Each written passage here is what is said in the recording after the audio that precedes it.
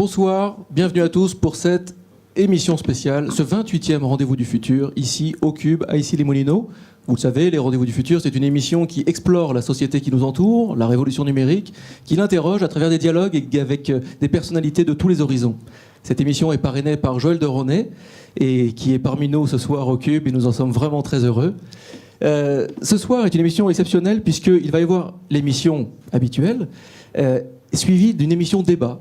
Une émission débat avec vous, avec vos contributions, parce que la règle du jeu, c'est toujours la même.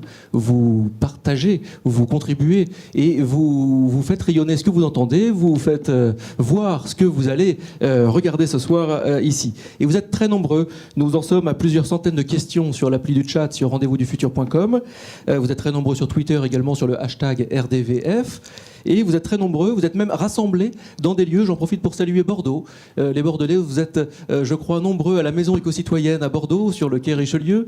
Vous êtes nombreux également à Pau, à Hélioparc. Vous êtes rassemblés aussi à l'école centrale à Marseille. Et vous êtes également à l'école des mines Télécom. Vous avez souhaité vous rassembler pour regarder ce 28e Rendez-vous du Futur. Alors permettez-moi de vous présenter très rapidement notre invité exceptionnel.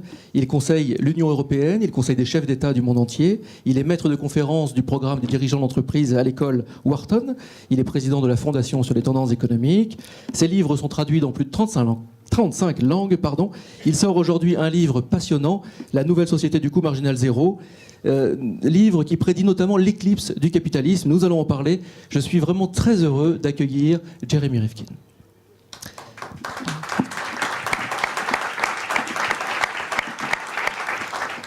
J'en profite pour remercier également Michel Zotowski qui va assurer la traduction simultanée de ce grand dialogue que nous aurons ensemble. Moi, je serai le passeur des questions des internautes, de Twitter aussi, les questions de la salle, mes questions peut-être également. Et je serai également le maître du temps parce que oui, il faut aussi un maître du temps. Tant pis, tant mieux. Permettez-moi, Monsieur Rifkin, de vous présenter mes copilotes. Véronique Angers de Fribert, présidente et fondatrice du forum Changer d'air. Mathieu Baudin, historien, prospectiviste et directeur général de l'Institut des futurs souhaitables. Et Nils Asiosmanov, président du Cube. Mais ce sont mes copilotes et moi je m'octroie le privilège de la première question. Cette question est toute simple. Vous sortez aujourd'hui, c'est aujourd'hui en France que sort la nouvelle société du coût marginal zéro aux éditions Les Liens qui libèrent. Qu'est-ce que vous avez voulu nous dire avec ce livre ?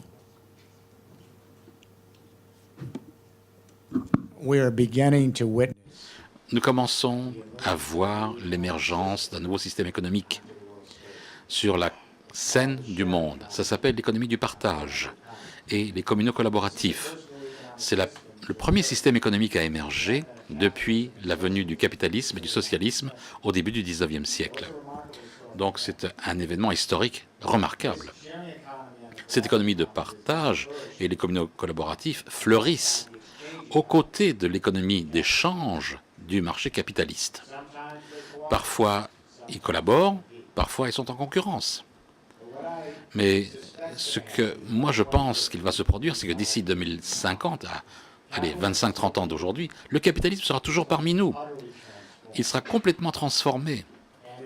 Et il fleurira dans la mesure où il aidera la venue de l'économie de partage en tant qu'agrégateur. Mais ce que je veux vous dire, c'est que je ne crois pas que le capitalisme sera l'arbitre unique de la vie économique dans le monde d'ici 25 ans d'aujourd'hui. Il devra partager la scène avec cette nouvelle économie du partage et des communaux collaboratifs. On va voir une économie hybride, deux systèmes économiques côte à côte. Ce qui précipite cette grande transformation économique est quelque chose qui s'appelle le coût marginal zéro. Ce que nous découvrons, c'est qu'il y a un paradoxe qui est totalement au cœur du capitalisme. On ne l'avait pas vu précédemment. Adam Smith ne l'avait pas vu, Karl Marx ne l'avait pas vu, Lord Maynard Keynes ne l'avait pas vu non plus. Mais c'est le paradoxe le plus profond du capitalisme. Et ce paradoxe, dans la théorie et la pratique du capitalisme, a mené à l'énorme succès de la main invisible du marché. Mais voilà l'ironie. Cette main invisible du marché va réussir son triomphe absolu Et ce triomphe donne naissance à de la progéniture. C'est l'économie partagée et les communaux collaboratifs. Au point où le parent, le père, peut apprendre comment vivre aux côtés de son enfant et laisser son enfant grandir et devenir associé. Et s'ils sont associés, on aura un bon avenir. Que signifie coût marginal zéro? J'enseigne à l'école Wharton, la plus ancienne école de commerce du monde. J'enseigne à des dirigeants d'entreprise. Et en théorie économique classique, on dit tout entrepreneur, toute entreprise doit constamment être à la recherche de nouvelles technologies qui peuvent accroître la productivité, réduire les coûts marginaux pour qu'ils puissent produire des produits moins chers et des services moins chers et leur permettre de gagner des parts de marché, des nouveaux consommateurs et rapporter des bénéfices aux investisseurs, les actionnaires. C'est comme ça que fonctionne la main invisible. Mais personne, aucun d'entre nous n'avait anticipé dans nos imaginations les plus folles une révolution technologique tellement extrême dans sa productivité qu'elle pourrait en fait réduire ses coûts marginaux pour certains produits et certains services à quasiment zéro, les rendant quasiment gratuits, abondants et non plus soumis au profit et à un marché de manque, de pénurie. Je vais vous donner un petit contexte historique. Tous les grands paradigmes, tous les grands modèles historiques, économiques ont un dénominateur commun. Et il n'y en a pas eu tellement de modèles à travers vous savez, les chasseurs-cueilleurs, les sociétés pastorales agricoles, il y a 10 000 ans, la grande civilisation hydraulique, il y a 3 000 ans avant le Christ, les empires prédateurs, 2 000 ans, les sociétés féodales, premier millénaire de cette ère, une société de marché médiévale et le capitalisme industriel. Et ce que ces modèles ont tous de commun, c'est qu'à un moment, dans le temps et dans l'histoire, 3 révolutions technologiques apparaissent. Nouvelle forme de communication pour gérer plus facilement l'économie, nouvelle forme d'énergie pour pouvoir avoir l'énergie suffisante pour faire fonctionner l'économie, et nouvelle façon de transporter les choses pour pouvoir se déplacer. Quand ces technologies se réunissent et convergent, elles créent ce qu'on appelle en ingénierie une technologie universelle, une plateforme de technologie universelle. Ça change tout. Ça change la façon dont on conçoit notre vie, notre activité économique. 2 exemples. Première révolution industrielle, 19e siècle, convergence de la communication, de l'énergie et des transports. On est passé de la presse à bras de Gutenberg à des presses à vapeur, coût marginal qui s'effondre. Ça ne coûte plus rien, l'impression. Et puis, on a introduit le télégramme. Ces technologies de la communication ont convergé avec, en fait, du charbon à bon marché qui faisait marcher les systèmes à vapeur, et tout ça a convergé avec les locomotives pour transporter tout ça. Le résultat, on a créé une nouvelle forme de gouvernance qui s'appelait l'État-nation pour surveiller tous ces marchés. Et on a créé les nouvelles sociétés par action, parce que la quantité de capital pour construire les voies ferrées et poser les poteaux télégraphiques, c'était énormément d'argent, il fallait des actionnaires. Et pour avoir ce retour sur investissement, il fallait créer un nouveau modèle d'affaires qui intégrait virtuellement toutes les entreprises.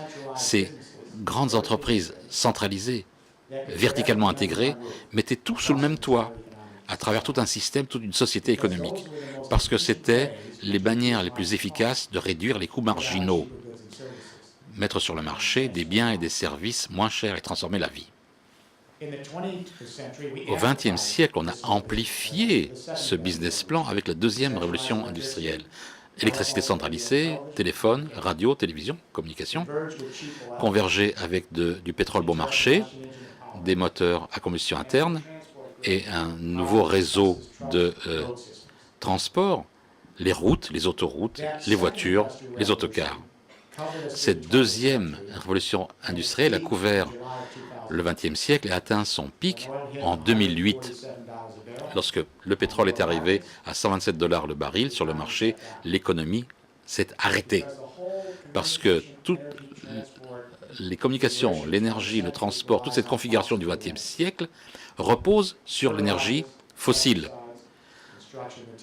Les matériaux de construction, la plupart de nos produits pharmaceutiques, les engrais, tout ça, la lumière, toute notre civilisation est construite sur l'excavation du pétrole et nous l'avons transformé pour transformer notre civilisation. Lorsque le pétrole a dépassé 90 $ le baril, tous les autres prix ont augmenté parce que la Chine a fait rentrer tout le monde entier dans son économie à elle. Il y avait trop de demandes. Et lorsque le pétrole est arrivé à 127 $ le baril, tout s'est arrêté parce que les prix devenaient trop chers. L'économie n'a plus pu fonctionner. C'était un tremblement de terre économique. L'effondrement des marchés financiers, 60 jours plus tard, était le choc en retour. Donc ce qui se produit, c'est que la deuxième révolution industrielle, la communication, l'énergie, le transport, se trouve véritablement au crépuscule. Elle est vraiment en respiration assistée. C'est la fin de partie. Et chaque fois qu'on essaie de faire croître l'économie, les prix du pétrole augmentent, les prix, tout augmente, le PIB augmente. Regardez, tous les quelques mois, le PIB monte, puis le PIB descend. Le PIB monte, et puis il redescend. Et je devrais vous dire ici en France, vous avez un débat sur l'austérité. D'accord, allez. Il faut arrêter avec les dépenses inutiles. Vous avez un débat sur les réformes de marché, les réformes du Code du travail, les réformes monétaires.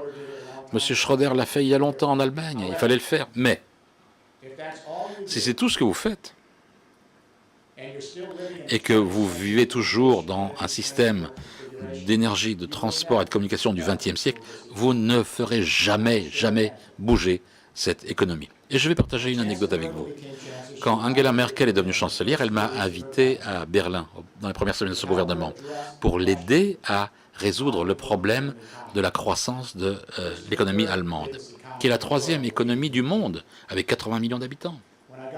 Quand je suis arrivé à Berlin, la première question que j'ai demandé à la chancelière, c'est « Madame, comment est-ce que vous voulez faire croître l'économie dans ces dernières étapes d'une ère énergétique quand l'énergie fossile est vieille, quand les moteurs à combustion interne, tout ça est en train de mourir et que la civilisation s'arrête. On s'est rencontrés en privé après les discussions en public. Elle m'a dit « J'aime ce que vous dites sur la troisième révolution industrielle ». Et là, les chrétiens démocrates, les sociodémocrates, les Verts se sont mis ensemble au-delà des clivages politiciens. Mais que se passe-t-il aujourd'hui? Nous sommes vraiment à l'aube d'une troisième révolution industrielle, une nouvelle convergence des communications, d'énergie et de transport. L'Internet de la communication est en train de changer et se transforme en super Internet des objets et commence à fusionner avec un Internet de l'énergie renouvelable en train de naître et un tout nouvel Internet de la logistique et du transport. Trois Internets qui concourent, qui convergent vers un énorme Internet des objets. Et les géants comme IBM, Cisco mettent des milliards de capteurs dans toute la chaîne de valeur économique.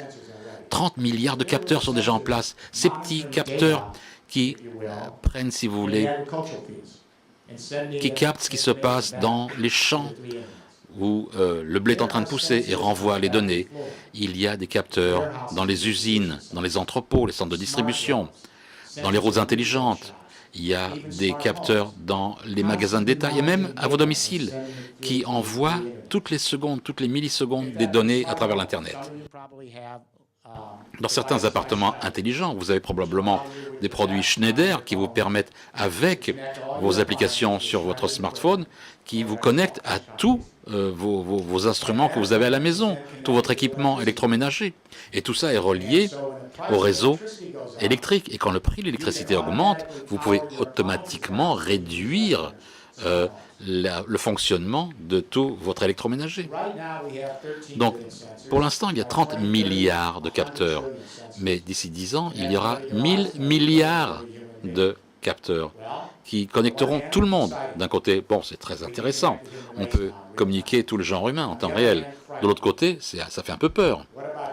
Que va-t-il se passer avec la sécurité des données, la vie privée, la cybercriminalité, le cyberterrorisme? Et est-ce que les sociétés de télécom, les sociétés de câbles, les sociétés de l'énergie, et les Google, Facebook, Twitter et Uber, est-ce qu'ils vont essayer de contrôler cet Internet des objets? Disons pour un moment, laissons ces inquiétudes de côté, disons qu'on peut en rester avec ce grand mouvement social pour maintenir la neutralité de l'Internet, dans cet Internet des objets, et créer une charte des droits de l'homme numérique que tout le monde signera pour protéger la vie privée, la sécurité des données et les contenus créatifs. Ce que cet Internet des objets permet à chacun d'ici de faire, à travers tout le genre humain, c'est que nous pouvons aller avec nos téléphones portables, on peut rechercher des données à travers toute la chaîne de valeur économique dans le monde entier. Pour la première fois de l'histoire, tout ce qui se passe dans l'économie est transparent. C'est ouvert à tout le monde, pas seulement pour certaines sociétés. Il y a, vous savez, un terme en latin qui c'est caveat emptor, c'est à l'acheteur de faire attention. Ben non, maintenant le vendeur ne peut plus se cacher derrière son petit doigt, il ne peut pas cacher ce qu'il fait, parce que tout le monde saura ce qu'il fait. Ça signifie que le genre humain, 40% du genre humain sont déjà connectés. Le reste de l'humanité sera connecté dans 20 ans. Parce que les Chinois ont un petit smartphone pour 25 $.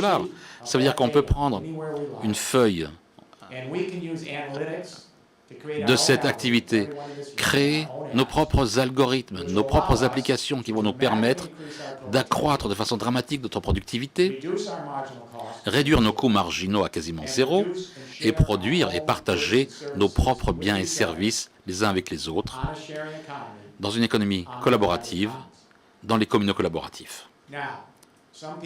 Certaines personnes me disent oh, « c'est de la science-fiction », mais pas du tout, c'est une réalité. Tout ce qui est dans le coût marginal zéro est déjà une réalité. Je vous donne un exemple que vous connaissez tous. L'Internet de la communication, le premier, ça y est, il est là. Qu'est-ce qui s'est passé en 14 ans d'existence? En 14 années d'existence, des centaines de millions de jeunes gens et jeunes filles sont devenus des prosommateurs. Il n'y a plus de vendeurs et d'acheteurs, il n'y a plus de propriétaires et d'employés. Non, ce sont des prosommateurs. Ils produisent et partagent leur propre musique à un coût marginal quasi zéro sur le web, en court-circuitant l'industrie discographique, et des centaines de millions de jeunes qui produisent et partagent leurs propres vidéos sur YouTube. Il n'y a pas de copyright, coût marginal quasiment zéro, court-circuitant l'industrie de la télé et du cinéma. Et des centaines de millions de jeunes produisent leurs propres blogs d'information sur les médias sociaux, partageant tout cela dans les communautés collaboratifs et en tuant au passage les journaux et les magazines. Dans l'édition, nous sommes affectés par les e-books. Et puis maintenant, il y a des cours massifs sur Internet, les MOOC. Il y a 6 millions d'étudiants dans chaque pays, sauf la Corée du Nord, qui est vraiment le pays qui en a le plus besoin. Et ils suivent des cours universitaires enseignés par les meilleurs profs, des meilleures facs, à un coût marginal quasiment zéro. Si vous faites un cours pour un étudiant, c'est la même que de le faire pour des millions d'étudiants. Et ces mômes l'ont gratuitement. Et vous savez quoi? Ils reçoivent des diplômes universitaires. Et tous les autres étudiants payent 50 000 $ par an pour les mêmes cours, les mêmes profs. Ils disent, mais attendez, il y a quelque chose qui ne va pas là. Donc ce que je dis ici, c'est qu'en 14 ans, on a commencé avec Napster, vous savez, on a partagé la musique. Il y a eu une révolution qui, pour l'instant, n'a pas été rapportée par les médias. Des industries énormes, les plus grandes entreprises du XXe siècle, intégrées verticalement, le divertissement, le savoir, les médias, se sont écroulés, alors que des centaines de millions de jeunes sont devenus des prosommateurs et ont démocratisé le divertissement, l'économie, l'énergie. Vous savez, les enfants d'aujourd'hui regardent 23 minutes de télévision par semaine. Eh bien, vous savez, toutes les industries ont senti le vent du boulet. Les autres industries se disaient, bah oui, mais ça, c'est pas notre problème. Parce qu'elles pensaient qu'il y avait un firewall et que le coût marginal zéro ne toucherait pas, ne traverserait pas le firewall et ne passerait pas du monde virtuel des bits vers le monde physique des atomes. Dans la société du coût marginal zéro, ce livre, je dis que ce mur est tombé. Et ce qui est tombé, ça s'appelle aujourd'hui l'Internet des objets. Parce que quand l'Internet de la communication rejoint l'Internet physique de l'énergie et converge avec un Internet du transport logistique pour pouvoir faire bouger les produits à un coût marginal quasi zéro, on peut produire maintenant des objets physiques avec de l'énergie renouvelable, avec des produits imprimés en 3D et des tas d'autres choses, à un coût marginal quasi zéro, et les protéger et les partager dans les communaux collaboratifs. 3 exemples rapides. Énergie renouvelable. En Allemagne, nous avons maintenant 27% de l'électricité fournie par le solaire et l'éolien. Ça sera 35% d'électricité verte dans 4 ans d'aujourd'hui. Les coûts fixes des panneaux solaires et des éoliennes est sur une courbe exponentielle, exactement comme les puces électroniques. Je suis sûr que je suis le plus vieux ici dans cette salle. Quand moi j'ai grandi, il n'y avait que quelques ordinateurs qui coûtaient des millions de dollars. Aujourd'hui, un smartphone, ça coûte 25 dollars parce qu'on a doublé la capacité, divisé les prix par 2 avec les puces électroniques chaque année. On a cette même courbe exponentielle de 20 ans, de 25 ans avec le solaire et les lignes. Un watt solaire d'électricité, un watt, en 1970, coûtait 70 dollars, 68 dollars à produire. Aujourd'hui, un watt solaire coûte 66 centimes de dollars. Ça descend. Donc, le solaire et l'éolien, ça va être très bon marché. Ces technologies seront aussi bon marché que nos smartphones et nos petits PC d'ici 10-15 ans.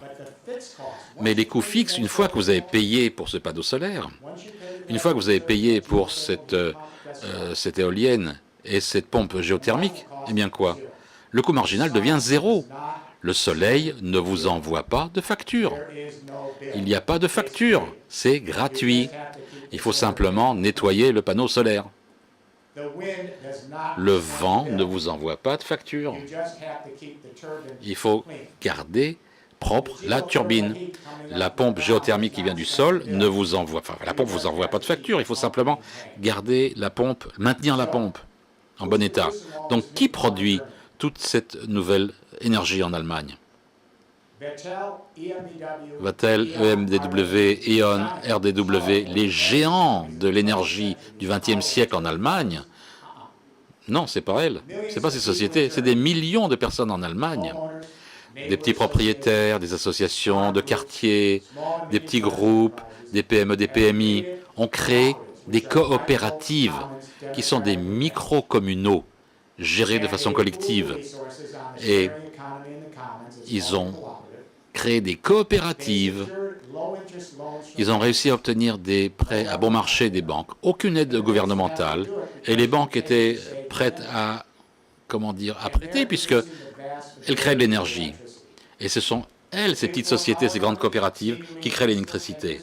Et ces grandes sociétés invincibles il y a 10 ans, eh bien, ils ne produisent que 7% de la nouvelle énergie. Et ils sortent du jeu, parce qu'ils n'y arrivent pas.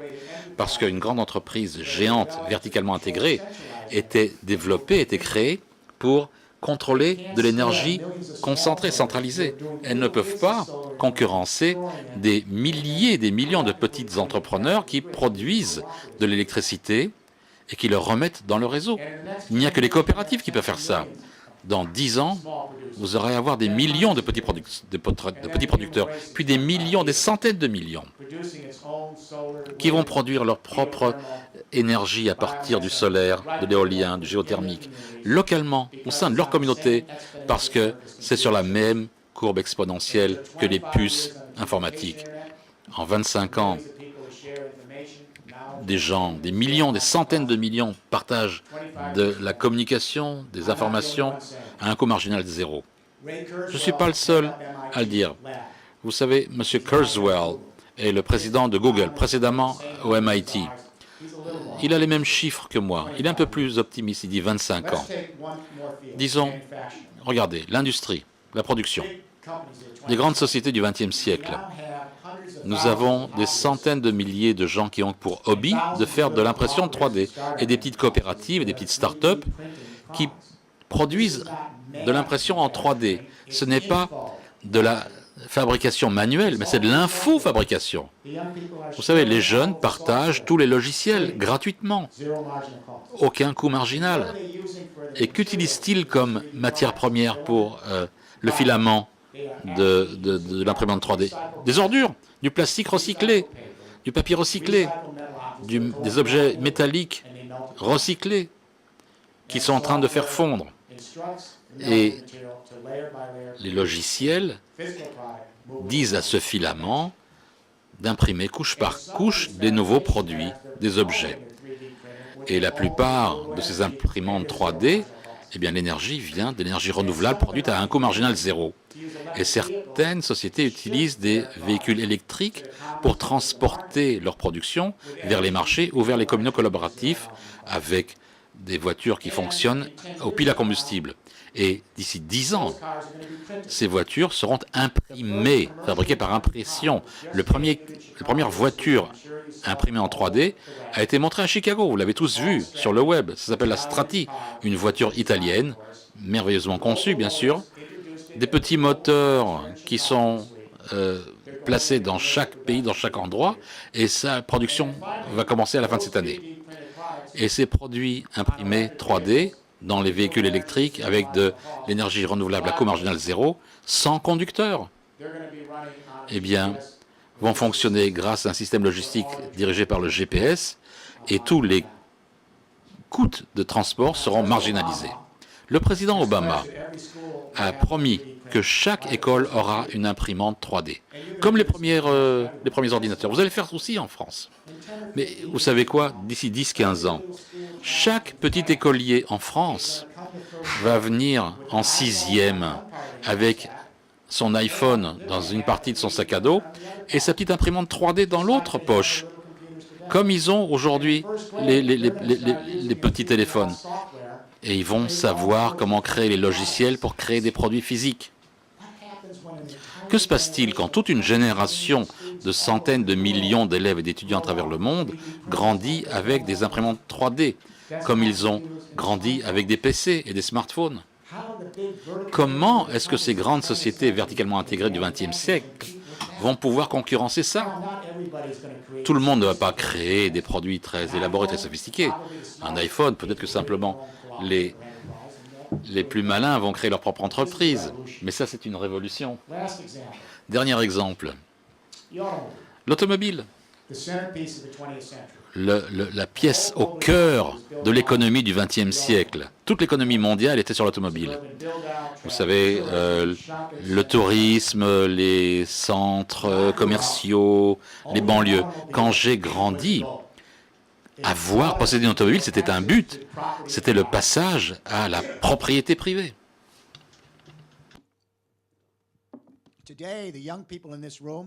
Aujourd'hui, les jeunes dans cette pièce et à travers le monde, aucun d'entre eux ne veut posséder une voiture. C'est un truc pour les pépés et les mémés. C'est vieux. Cette génération passe de la propriété à l'accès. Et vous préférez l'accès à la mobilité, pas d'avoir une voiture, de la posséder. Et il y en a des millions comme vous. En moins de 7 ans, il y a des millions qui partagent des voitures dans les communaux collaboratifs. Pour chaque voiture que vous partagez, 15 voitures sont éliminées de la production. Larry Burns, l'ancien vice-président exécutif de General Motors, il y a 3 ans, il est devenu professeur d'université. Il a fait une étude sur Ann Arbor dans le Michigan et il montre que même déjà maintenant, ce super Internet des objets est très très neuf, mais même maintenant, dans une ville de moyenne importance, on peut éliminer 80% des voitures, tout de suite. Et on peut aller vers le partage des voitures avec une mobilité identique. Écoutez ce que Larry Burns a dit. Nous avons 1 milliard de voitures sur les routes.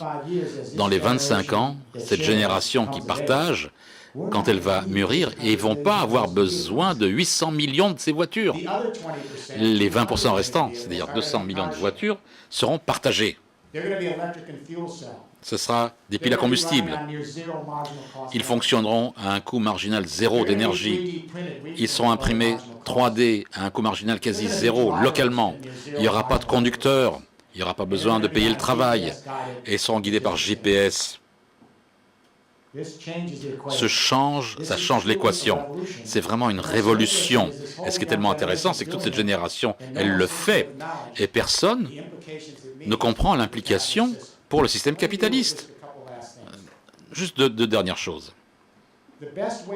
La meilleure manière de comprendre ce changement de mentalité, c'est les jouets. Les jouets. Les jouets sont relativement une invention moderne. Ils ont commencé à Ravensburg, en Allemagne, au début de l'ère industrielle.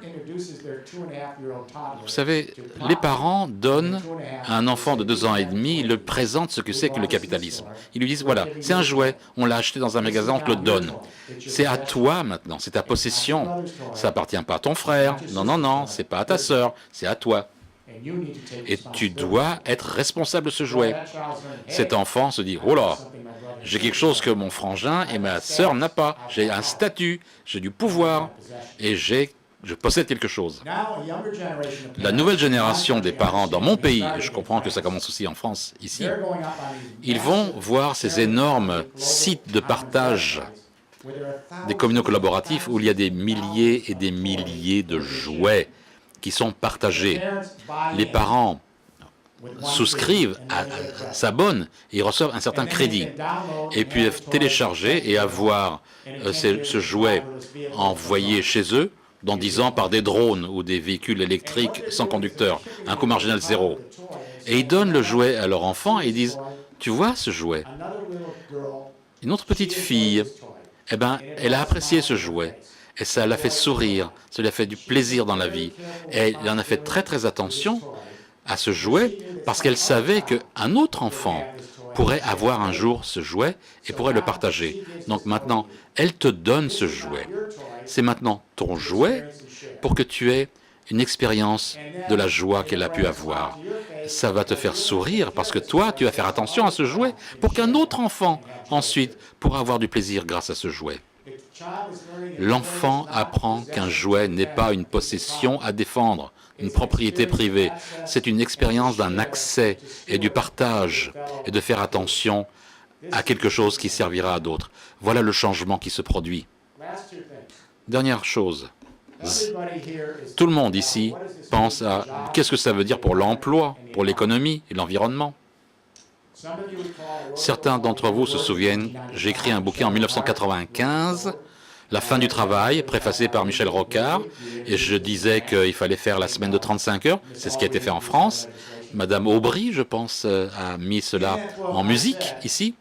Et dans ce livre, j'ai dit, nous sommes en train d'automatiser tous les parties du marché capitaliste. Et ce que j'ai dit en 95, on l'a fait. On a automatisé les usines et les économistes ont dit, bon, bah oui, bah donc maintenant on va former les cols bleus en cols blancs. Et ben voilà, on a éliminé les cols blancs de la finance, de la banque.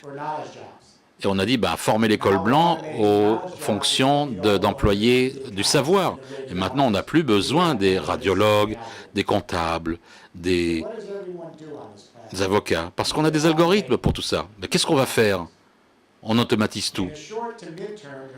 Au court et à moyen terme, il y a une période de 35 ans, 40 ans, pour 2 générations. Une poussée en avant de l'emploi pour 2 générations. Il faut construire cette plateforme commune de ce super Internet des objets partout dans le monde. Ça va devoir utiliser toutes les industries en France, sauf une, les architectes, les BTP, le service informatique, l'électronique, les transports, les logistiques, etc., etc. La seule industrie pour laquelle je ne trouve aucun emploi, c'est l'industrie du pétrole. On n'en a plus besoin.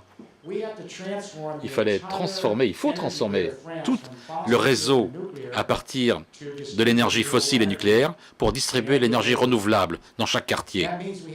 Ça signifie qu'il faut refaire tous les bâtiments, retravailler tous les bâtiments, parce qu'il y a des fuites de chaleur.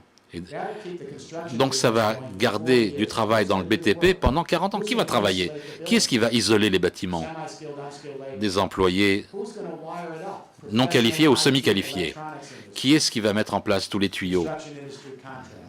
tous les contrats de la construction. Il faut transformer tout le réseau électrique en France d'un service passif, d'un réseau passif, cerveau-mécanique, à un Internet numérisé. Qui est-ce qui va mettre tous les câbles souterrains? Ce sont des travailleurs non qualifiés ou semi-qualifiés. Qui va faire tout ce travail électronique? ERDF et bien sûr toutes les sociétés informatiques comme Schneider et d'autres. Et puis il faut prendre tout le réseau de transport, transformer ces routes passives en routes actives. Qui est-ce qui va passer tous les capteurs? Beaucoup de travailleurs. Et puis il faut passer de la combustion interne vers les piles à combustible. Qui est-ce qui va mettre toutes les prises dans tous les parkings pour que vous puissiez brancher quand vous voulez recharger vos batteries? Et puis il faut mettre des GPS dans les routes. Donc tout ça donne du travail pour 40 ans. On peut remettre la France au travail demain matin si on fait ça. Et je vais vous dire ça, si votre gouvernement vous dit qu'il n'y a pas d'argent, c'est pas vrai. 780 milliards d'euros par an, c'est presque 1 milliard de dollars, va chaque année dans l'infrastructure et l'investissement, chaque année, même dans les années de vache maigre. Le problème, c'est que tout cet investissement va dans les vieilles infrastructures où il ne reste rien pour faire aller l'économie de l'avant. C'est démodé, il n'y a plus de productivité, il n'y a plus de gain de productivité, c'est trop cher. Si on peut commencer à passer simplement avec une fraction de cette infrastructure vers la nouvelle infrastructure, on peut aller vers une économie de partage, en partie capitaliste, dans les 25 ans à venir. L'argent est là, c'est utilisé, mais pour l'ancienne économie, pas pour la nouvelle. On construit de la nouvelle ancienne, pas de la nouvelle nouvelle. Donc au long terme, bien sûr, ce système est intelligent. Cet Internet des objets est intelligent. Il peut se corriger lui-même. Vous savez, il fonctionne par de l'analyse. Il y a besoin simplement d'une force de travail, de surveillance. C'est totalement automatisé. Et toutes les entreprises de mon groupe savent que d'ici 40-50 ans d'aujourd'hui, un marché automatisé avec une plateforme de l'Internet des objets nécessitera très peu d'employés. Où va aller l'emploi? L'emploi migre déjà du marché vers l'économie sociale.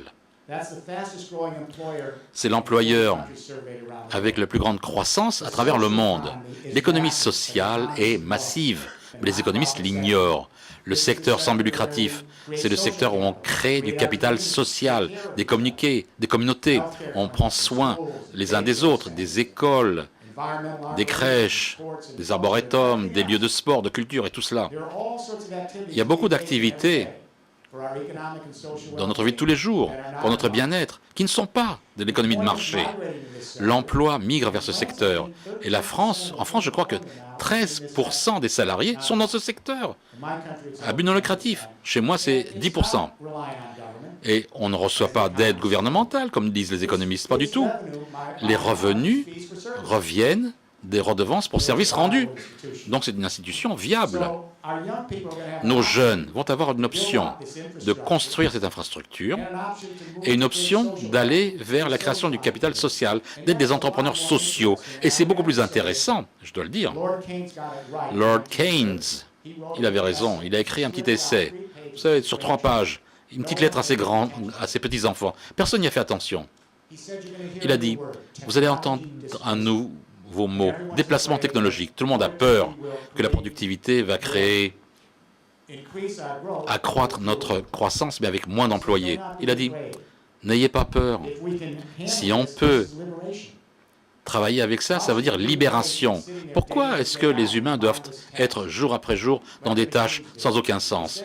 Que les machines le fassent. Il a dit à ses petits-enfants, vous pourrez vivre dans un enfant où vous allez créer une humanité et laisser les machines créer ce qu'il faut à votre survie physique. Je crois que si on fait ça correctement, vous pouvez lire mon livre, j'ai jamais été un optimiste né. J'ai un peu d'espoir, mais je sais que c'est une lutte, que c'est une bagarre. Mais si on réussit, nos petits-enfants, après la deuxième moitié du siècle, pourront regarder en arrière et regarder leur papy, leur mamie et leur dire « Ils ont le même sentiment de répugnance quand on regarde ce qu'était l'esclavage. » Et ils pourront dire « Mon grand-père, il a conduit un camion 10 heures par jour. Aller, retour, c'était toute sa vie. Ma mamie, elle était à son bureau 6, 7, 8 heures par jour, tous les jours de sa vie. Elle suivait l'équipement qui rentrait dans un entrepôt. Quelle perte de vie! Ce n'est pas de l'utopie, c'est un meilleur chemin. Ça nous permet de démocratiser la vie économique, d'utiliser nos esprits pour créer notre capital social et nos communautés. Et finalement, et c'est la dernière raison la plus importante pour laquelle j'écris ce livre, j'ai passé 40 années, un peu plus, sur le changement climatique. J'ai écrit un bouquin en 1980 sur l'entropie. Non, j'ai sous-estimé la vitesse et l'accélération du changement climatique. Et c'est ce que je voudrais dire à tous les blogueurs à travers la France qui nous écoutent maintenant. C'est le message qu'il faut propager. Personne n'a jamais expliqué pourquoi le changement climatique est si terrible. Le changement climatique change le cycle hydraulique du monde. C'est jamais expliqué, ça. Regardez, nous sommes une planète liquide, nous dépendons de l'eau. Cette eau s'est développée pendant des milliards d'années sur les cycles de l'eau. Pour chaque degré d'augmentation de la température sur la Terre en raison du changement climatique induit par l'industrie, l'atmosphère absorbe 7% de plus de l'eau de pluie, juste par la chaleur. Donc, il y a ces précipitations concentrées et ça mène à des événements extrêmes. Il y a plus de neige en hiver, des chutes de neige. Il y a plus d'inondations au printemps. Il y a des sécheresses estivales plus fortes. Il y a des cyclones de catégorie 4, 5 et 6. Notre écosystème ne peut pas s'adapter à ce changement dramatique dans le cycle de l'eau. Nos scientifiques nous disent, allez, on est dans le 6e événement d'extinction d'espèces. Je ne pense pas qu'on comprenne ce qui se dit. Il y a eu 5 événements d'extinction en 500 millions d'années. Ça arrive rapidement, ça, hein? Des morts massives. Et ça prend des milliards d'années, 10 millions d'années pour développer de nouvelles espèces. Nous sommes l'espèce la plus jeune sur Terre. Nous sommes ici depuis 170 000 ans simplement. Comme ma femme a dit, on ne comprend pas l'énormité du moment.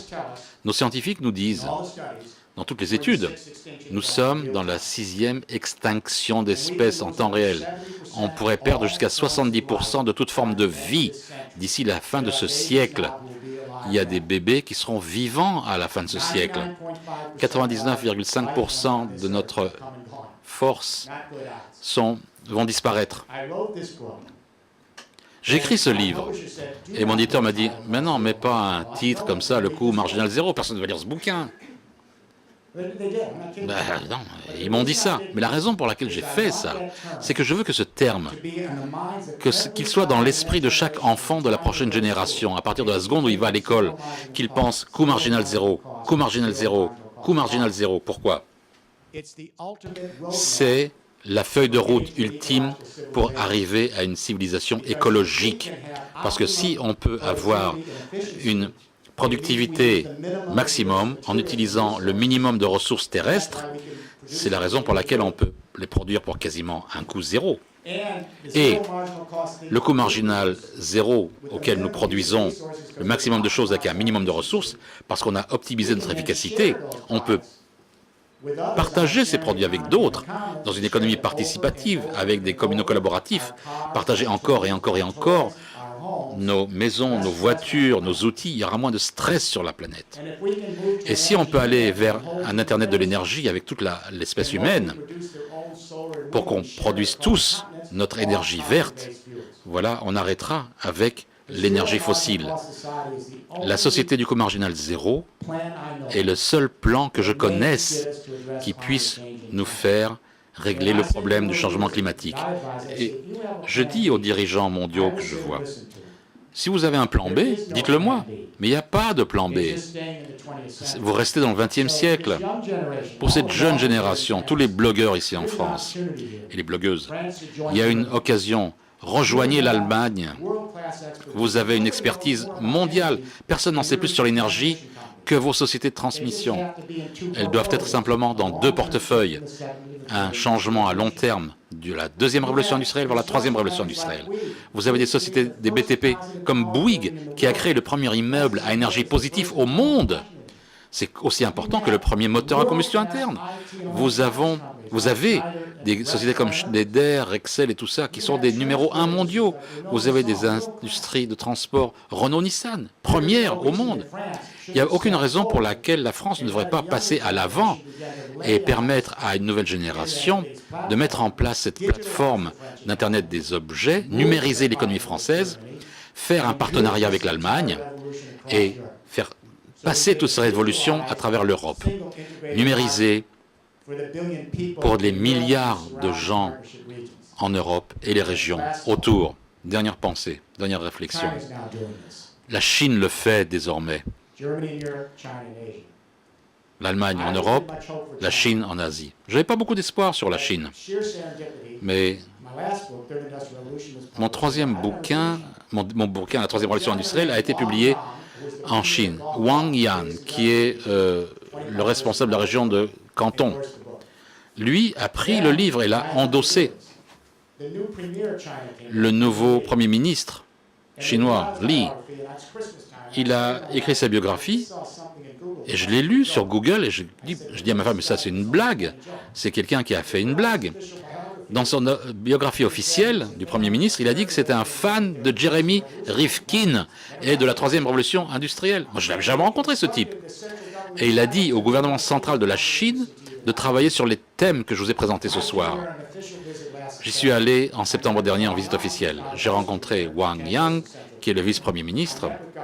J'ai rencontré les dirigeants chinois et dans les semaines, 10 semaines après ma visite, le réseau national énergétique chinois a mis en place un plan de 4 ans pour mettre en place un Internet de l'énergie qui commence tout de suite.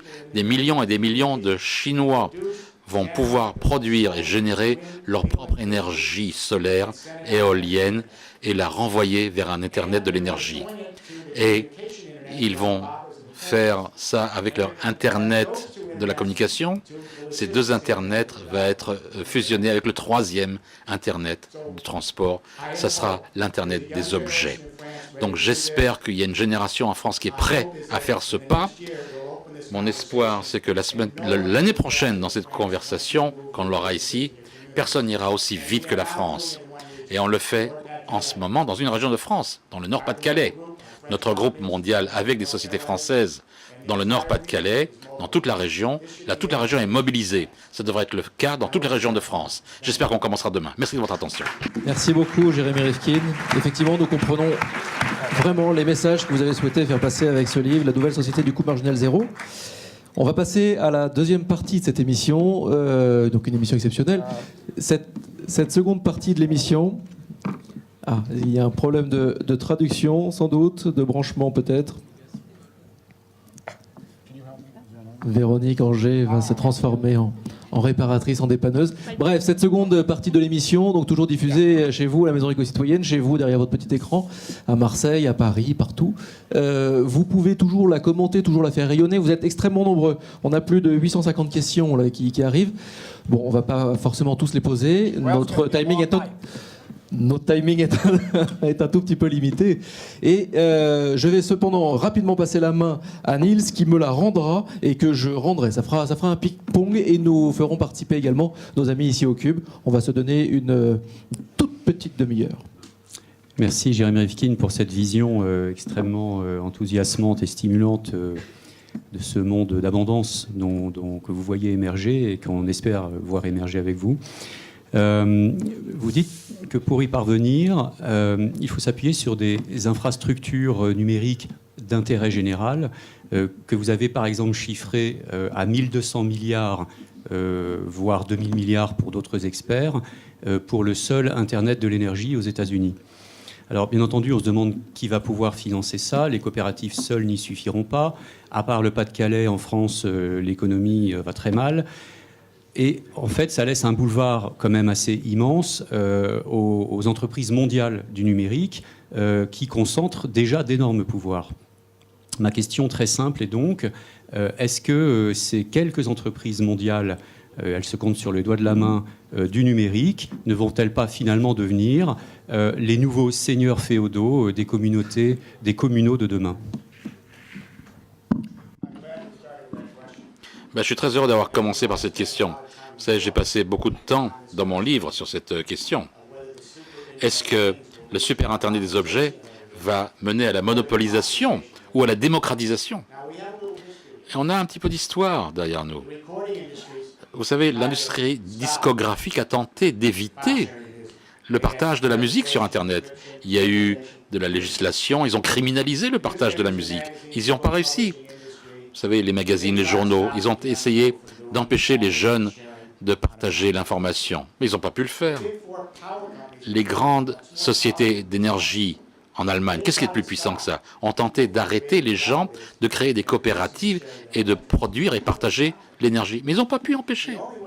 La seule façon de l'empêcher, c'est d'interdire les imprimantes 3D, d'interdire les panneaux solaires, d'interdire les iPhones, parce que la technologie existe. Oui, je suis inquiet. Je suis un peu moins inquiet avec les sociétés de télécom et de câbles, parce qu'elles sont très vulnérables. Moi, ce qui m'inquiète, c'est Facebook, Google et Twitter. J'aime Google, je l'utilise tous les jours. Mais je tweete une fois par an. Mais j'aime Google, Facebook, Twitter est là. Mais ce qui est intéressant, pour chaque Google, il y a Wikipédia. Wikipédia, c'est sans but lucratif.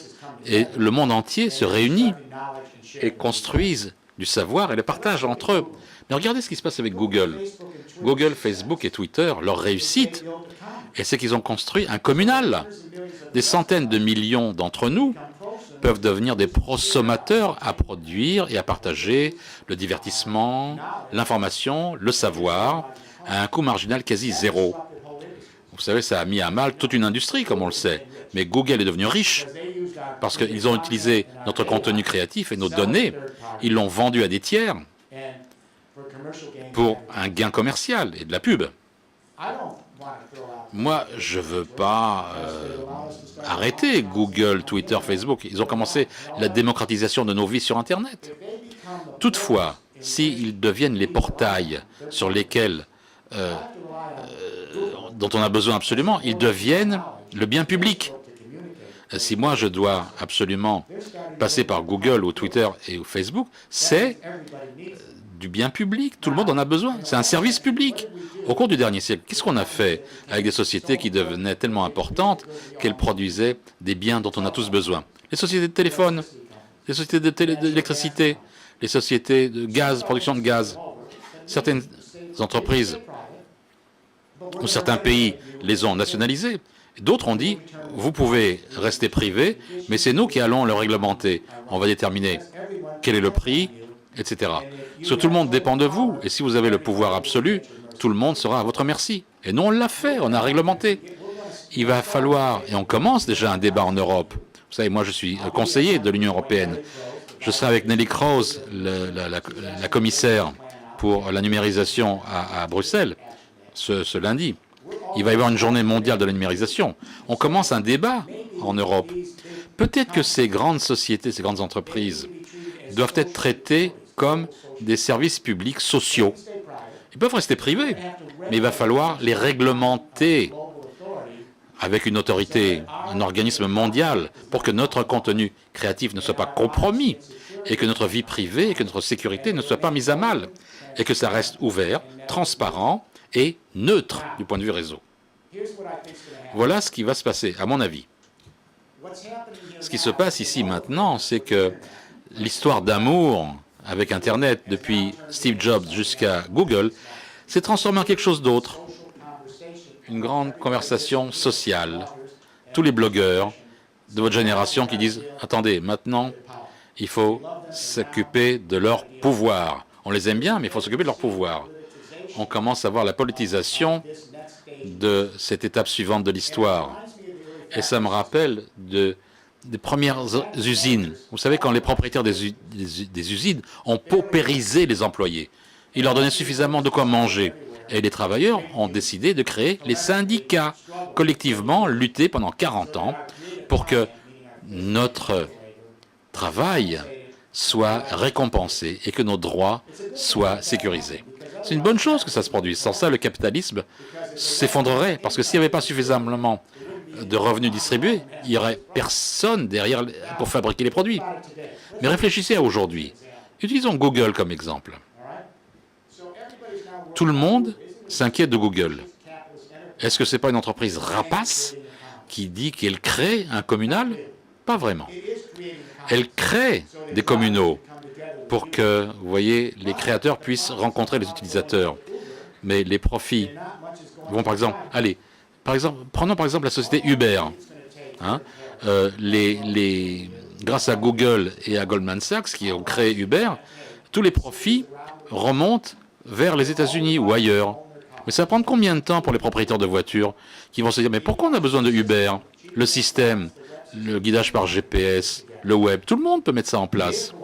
On va créer une coopérative, on va prendre des prêts à faible taux, on va mettre un système local et on va dire « Voilà, nous on est des pas comme Coco Chanel, mais comme des coopérateurs collaboratifs. » Et si on peut produire le même service et la même mobilité que Uber, et qu'on a une coopérative, et je pense que Autolib, c'est une coopérative, non, en France? C'est pas une... Non, c'est Blabla. Blabla, c'est une coopérative. Blablacar. Vous savez, les conducteurs ont partagé les profits, et il n'y a pas un tiers qui traite la vache. Donc, vous savez, les conducteurs vont créer leur propre coopérative, parce que l'Internet des objets favorise l'économie distribuée, latérale, transparente, et pour favoriser les économies d'échelle. Donc tout l'argent que Goldman Sachs et Google mettent dans Uber, ils essaient de créer une corporation, une entreprise du XXe siècle, concentrée verticalement, tous les conducteurs à travers le monde, mais ils ne le feront jamais. Vous allez voir des coopératives qui vont se connecter comme Blablacar, Google. Et vous savez, la moitié des blogueurs vont commencer aujourd'hui. Combien de temps ça va prendre à l'espèce humaine de s'organiser et de se mettre à la table de négociation et dire « Attendez, nous, voilà nos contenus, voilà nos données. » Comment il s'appelle ce Coréen, là? Vous savez, qui est Gangnam, voilà. Il avait 1 milliard de gens sur son site web en un mois. Combien ça va prendre à la jeune génération de mettre une charte des droits numériques disant « Voilà, vous ne pouvez pas contrôler nos produits. Nous allons signer une charte mondiale des droits numériques. » Combien de temps ça prendrait sur l'Internet de demander à tout le monde, tous les jeunes de la génération, de signer les principes de cette charte? Si Gangnam peut le faire en un mois, pourquoi est-ce que l'espèce humaine ne pourrait pas le faire et dire à Google, on a la table de négociation, il faut travailler avec nous? Et nous, malheureusement, nous avons un timing à respecter. Je suis donc le maître du temps. C'est un exercice qui n'est pas très simple. Nous avons un petit jeu dans cette émission. C'est le jeu de la résonance. C'est-à-dire qu'un invité pose une question, interpelle l'invité suivant. Et là, nous avons le plaisir et le bonheur d'avoir notre parrain, Joël de Ronet, qui est ici dans la salle, ici au Cube. Et je vais demander à Alice de proposer le micro à Joël de Ronet, qui a une question pour vous, Jérémy Rifkin. Idéalement, il faudrait réussir à faire des questions et des réponses courtes, parce qu'il y en a plein. Very short question. I say it in English first and Je vais la dire en anglais, je vais la traduire en français par la suite. The collaborative commons. Les communaux collaboratifs, c'est la pièce centrale de votre livre et vous le décrivez très bien dans votre présentation. Pendant des siècles, en France, ça existait, la mutualisation, le fédéralisme, les coopératives pour les banques, pour la santé, l'agriculture, Crédit Agricole, the name of the banks, les noms des banques, coopératives agricoles. Est-ce que vous ne pensez pas que la France a le modèle pour l'avenir de cette économie sociale? En France, elle a été traduite par Michel Jodot. Ça a été traduit. Merci beaucoup, Michel. Okay. Merci. Merci, Joël. Je suis très heureux que vous l'ayez dit. Je reviens d'une réunion en Italie avec les 4 grandes coopératives italiennes. Et je rentre d'une réunion avec des coopératives espagnoles. La vie coopérative est passée à un consortium mondial. L'Alliance internationale des coopératives a rejoint notre consortium Et ils en font partie. Et dans le livre, je passe beaucoup de temps sur les coopératives. Beaucoup d'économistes n'ont aucune conception de ce que c'est que la coopérative. Ils pensent que la seule façon d'organiser la vie économique, c'est soit le marché capitaliste, le gouvernement ou une économie socialiste. Il y a 1,5 milliard de gens dans les coopératives aujourd'hui. Coopératives de bâtiments, de banques, d'agriculture. Et ce sont des institutions démocratiques. Les bénéfices sont partagés. Il y a des sanctions pour les gens qui ne font pas ce qu'il faut faire. Elles sont très créatrices. Elles ne font pas partie des sociétés à but lucratif. En France, vous avez raison. Votre système bancaire, système de construction, vous êtes un des vaisseaux amiraux de la coopérative dans le monde. Mais les coopératives pourraient le faire toutes. Les coopératives pourraient construire ces communaux collaboratifs pour produire et partager. L'argent est là. Et les gens sont là. Donc ça pourrait être fait demain matin. Peut-être que les coopératives françaises devraient s'unir aux coopératives allemandes, italiennes, espagnoles. Ça serait extraordinaire pour véritablement mettre toute une génération vers les coopératives. Ce sont des micro-communaux. Très bonne question. Une question de Véronique Angélé-Fribert, qui, je le rappelle, est présidente et fondatrice du Forum Changer d'air. Véronique. Merci. Moi, j'ai une question, parce que je suis très sensible dans votre livre au fait que vous parlez des milléniums, beaucoup plus collaboratifs, plus empathiques. On parle vraiment d'un passage d'une société très capitaliste à une société d'entrepreneuriat social et du collaboratif et de l'empathie. Mais je me posais une autre question. Si on entend toujours le mot partage comme échange ou système D aussi, ou contrepartie, que devient le don altruiste, vraiment pur, comme on a pu l'apprendre, mais pas seulement dans les écoles catholiques ou les éducations catholiques. Je crois qu'on a transmis aussi au nom de la fraternité, parce que c'est une de nos valeurs républicaines très importantes, qu'on pourrait peut-être un peu réhabiliter aussi. Qu'est-ce que devient le don totalement altruiste, gratuit ? Je crois que le cœur de l'échange et du partage, c'est le don. Dans un monde sans profit, les gens donnent de leur personne les uns aux autres pour le bonheur de l'humanité. Il est intéressant que la Révolution française soit différente de la nôtre. La Révolution française a dit liberté, égalité, fraternité. Fraternité, solidarité. Je crois que pour comprendre cela, principalement, notre vie se mène en faisant des dons les uns aux autres. C'est pour ça qu'on vit. Parce que nous sommes, notre circuit neuronal, notre logiciel est fait de telle sorte que nous sentions les choses les uns des autres. Quand vous souriez, j'ai envie de sourire. Quand vous souffrez, je sens votre souffrance. Vous savez, le don, c'est comme ça que la société est créée. C'est comme ça qu'on crée la confiance, la solidarité, les récits sociaux. Sans ça, les marchés ne pourraient pas fonctionner. Ils ne créent pas la confiance. Ils vivent sur la confiance que nous donnons à la société. Nous créons de la solidarité. Nous créons le sentiment d'une communauté. Vous avez parfaitement raison. Le don est la partie essentielle. Et c'est ça l'échange. Quand un enfant partage un jouet avec un autre enfant, et un autre enfant, et un autre enfant, ça, c'est l'économie du don. Merci beaucoup pour cette réponse courte et claire. Mathieu Baudin, à vous la parole. Mathieu, je rappelle, vous êtes historien, prospectiviste et directeur général de l'Institut des futurs souhaitables. Merci beaucoup de nous donner à voir ce que demain pourrait être. On a en ce moment une bonne lecture du monde qui finit et on commence à avoir une bonne envie du monde qui arrive. Et il y a une zone de métamorphose entre les deux. Et moi, j'ai deux questions sur cette zone de métamorphose. La première, c'est comment convaincre ceux qui ne veulent pas changer. Et la deuxième, plus intéressante, comment ces micro-communaux s'organisent pour aller plus vite. Est-ce que vous sentez les prémices d'une sharing politics comme vous sentez celle de la sharing economy? Première question. Je pense que ce qui se passe, il y a des moments dans l'histoire où une génération a un changement de la conscience collective. C'est pas dicté d'en haut, c'est pas orchestré, ça arrive comme ça. Et cette génération qui a grandi sur l'Internet, cette plateforme technologique, a aidé à précipiter cela. Et je dirais ça comme ça. Si vous voulez vous regarder le changement de génération, pensez comme les vieux comme moi pensent au pouvoir et comment les jeunes pensent au pouvoir. Dans ma génération de mes parents, mes grands-parents, nous pensons que le pouvoir est pyramidal, du haut vers le bas. Et quand on pense à pouvoir latéral, ça semble comme un oxymore. Comment est-ce qu'on peut avoir un pouvoir latéral? Mais non, le pouvoir vient du haut vers le bas, c'est pyramidal. Mais pour une jeune génération qui est née, qui a grandi sur l'Internet, le pouvoir latéral, c'est une réalité.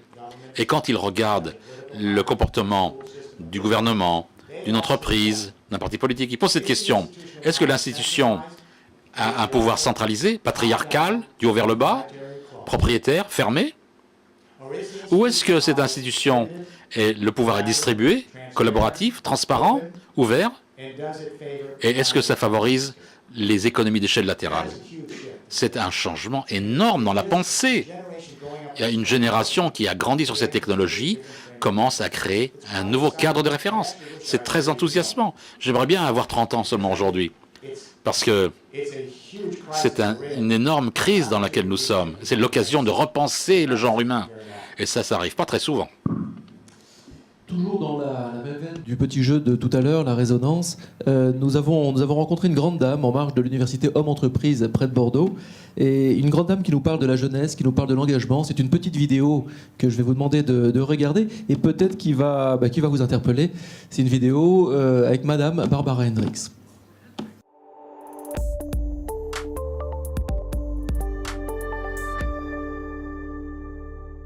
Je crois que c'est le problème, ce n'est pas que la jeunesse, ils sont déçus de nous, les adultes.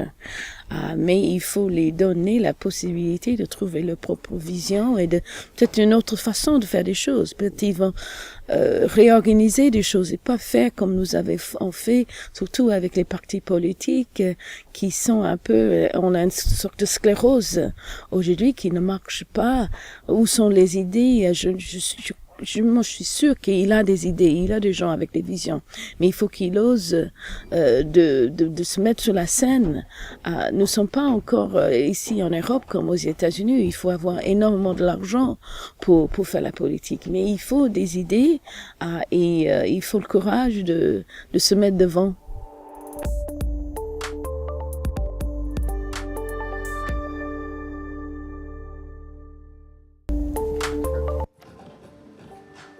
Et vous, une petite réaction à ce petit passage, ce court passage de Barbara Hendricks?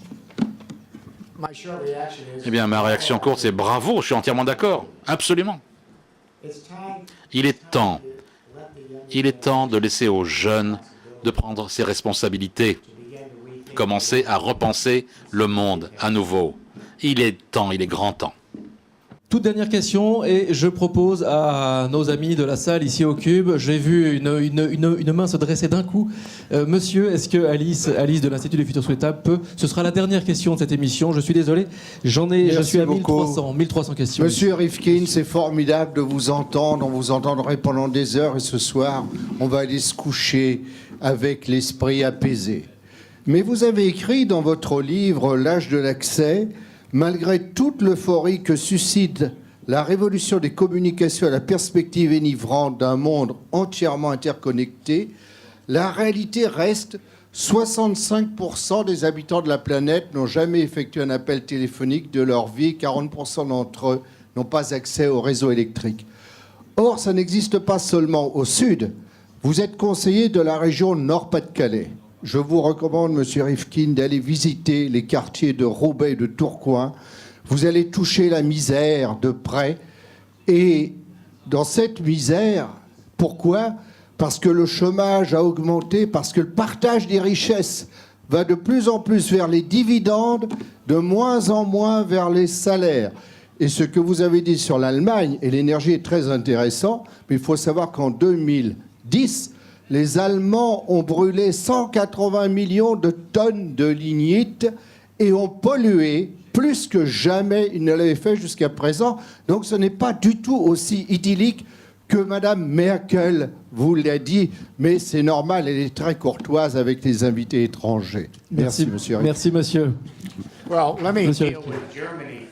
Eh bien, pour l'Allemagne d'abord, et très respectueusement, je vais voir une position différente que la vôtre. Nous sommes sur le terrain. Mes sociétés sont sur le terrain. Vous savez, oui, ils brûlent de l'énergie fossile, mais ils s'en sortent rapidement. 35% de leur électricité, dans 4 ans d'aujourd'hui, sera solaire et éolienne. Qu'est-ce qu'on peut dire de ça en France? Et ils auront 50% 10 ans de plus. Ils sortent du fossile. C'est pas demain matin, ils utilisent du gaz naturel, mais ils sortent des énergies fossiles. Et c'est pas équitable de dire qu'ils ne le font pas. Dimanche dernier, le New York Times a fait une couverture à la une sur l'évolution de l'énergie en Allemagne, en disant que ça va complètement changer la façon dont on fait des affaires. Exactement ce que je dis dans ce livre. Ça, c'est vrai, ça se produit, c'est la réalité. Le problème de la pauvreté est très important. La troisième révolution industrielle, c'est le plan de l'Europe. Je travaille avec l'Europe. Ça a été endossé par l'Europe, par la Commission européenne pour 2020, 2030, 2050. Ça se produit aussi en Chine. Les Nations Unies ont adopté mon master plan. Le développement est adopté. Pourquoi? Parce qu'ils croient que c'est la façon la plus rapide de faire sortir les gens de la pauvreté dans le monde en développement. 20% du genre humain n'a pas d'électricité. Il gagne moins de 2 $ par jour. 20% a un usage temporaire de l'électricité. Les parties les plus pauvres du monde sont celles où il n'y a pas d'électricité. Et là où il n'y a pas d'électricité, les femmes sont en état d'esclavage. C'est une communauté patriarcale, les femmes et les enfants sont esclavages. Nous avons oublié que l'électricité a libéré les femmes en Occident, parce que les femmes, c'était celles qui devaient transporter les charges, celles qui devaient faire le feu, la cuisine, tout ça. Quand l'électricité est arrivée, ça a libéré les jeunes filles pour pouvoir aller à l'école avec les jeunes garçons. Elles ont pu avoir une éducation. L'électricité, on a fait dire que c'était plus des travaux pour les femmes, des travaux manuels. Elles ont pu devenir travailleuses intellectuelles. Aujourd'hui, la majorité des gens qui sont diplômés aux États-Unis, c'est des femmes. L'électricité a joué un grand rôle dans cette libération. Et nous savons que quand l'électricité arrive dans des communautés les plus pauvres du monde, en Afrique par exemple, et dans l'Inde rurale, nous savons que ça libère les femmes. Elles deviennent plus formées, elles ont moins d'enfants et deviennent des leaders communautaires. Ban Ki-moon a dit que l'électricité universelle devrait être son but d'ici 2030, pour les mêmes raisons qu'on est en train de parler actuellement. Il sera plus rapide de le faire dans le monde en développement. Ce que nous avons appris, c'est qu'il n'y a pas d'infrastructure du tout en Afrique. Ils sont dans la pauvreté. Je vais utiliser une analogie. Ma femme et moi, j'espère qu'elle n'écoute pas ce que je dis là, on a passé 25 ans de notre vie à rénover notre vieille maison. C'est un trou anthropique, ça ne sera jamais comblé. Désolé ma chérie, mais si on avait acheté et si on avait construit une nouvelle maison, en 6 mois, ça aurait été beaucoup moins cher. Dans ce qu'on a appris avec les téléphones portables, on n'a jamais pensé que les téléphones portables pourraient aller dans l'Afrique subsaharienne et dans l'Inde rurale. Donc, ce dont on s'est rendu compte, c'est que dans le monde de développement, en développement où il n'y a pas d'infrastructure, on peut commencer à mettre des micro-réseaux rapidement pour améliorer la vie des gens. Dans l'Inde rurale, des jeunes start-up se mettent en place, principalement avec des femmes. Vous savez combien ça coûte pour mettre un réseau électrique dans une petite ville? 2 000 $. Vous mettez quelques téléphones, vous mettez quelques panneaux, 2 000 $, et voilà, et ça marche. Eh bien, je veux vous dire, on va voir, avec cette troisième révolution industrielle, la capacité des gens de produire leur propre énergie solaire et éolienne à coût quasiment zéro. Et ils ne seront pas colonisés par les géants, par les cartels. Ils pourront avoir le pouvoir. Ça, c'est le pouvoir pour le peuple. Cette énergie est partout.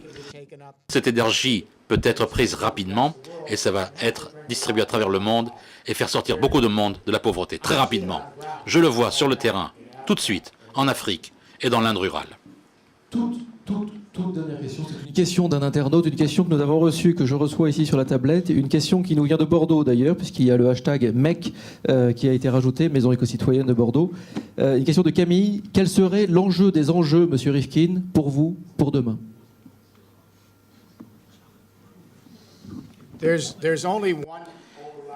Il n'y a qu'un défi, et tous les autres défis sont secondaires. Le défi, aujourd'hui, c'est qu'on fait face à la possibilité d'une extinction massive de l'espèce sur Terre. Je ne sais pas comment le dire sans frémir, mais nous y sommes. C'est absolument terrifiant. Il faudrait être en mode d'urgence. Et ce que je dis dans ce livre, c'est que le coût marginal zéro, la société du coût marginal zéro, est la seule façon d'y arriver suffisamment rapidement pour peut-être, si on n'est pas trop en retard, arrêter ce cataclysme dans les 20 ans à venir. Je ne connais pas de plan B, et c'est ce que je dirais à tous les gens présents ici. Ayez cette conversation, cette discussion en France. Vous savez, la jeune génération en France est présente là ce soir. Mettez au défi les politiciens, la communauté des entrepreneurs, des personnes âgées, des dirigeants de villes, des municipalités, que la France soit vraiment le bateau amiral pour aller vers une société plus juste, plus partageuse, plus démocratique. Je crois que la révolution commence ici. Cette révolution, votre précédente révolution s'est répandue à travers le monde. Il est temps pour avoir une révolution pacifique, pour commencer une nouvelle ère économique dans le monde. On peut pas rêver mieux comme mot de la fin. Merci beaucoup, Jérémy Rifkin. Merci d'avoir joué le jeu du Rendez-vous du futur. Cette émission est maintenant terminée. Je vous rappelle à tous que le livre de Jérémy Rifkin aux éditions Les Liens qui libèrent, la nouvelle société du coût marginal zéro, est sorti aujourd'hui, donc est en librairie depuis ce matin. Merci beaucoup, Michel Zlotowski, pour la traduction simultanée. Michel, grâce à vous, les internautes ont pu suivre exactement comme s'ils y étaient cette émission. Cette émission est terminée. Je vous donne rendez-vous dans 5 petites minutes pour une deuxième émission. La soirée continue. Une émission où nous reviendrons sur ce qui s'est dit et nous allons continuer le débat avec vous derrière votre écran, bien sûr. À tout de suite. Merci beaucoup.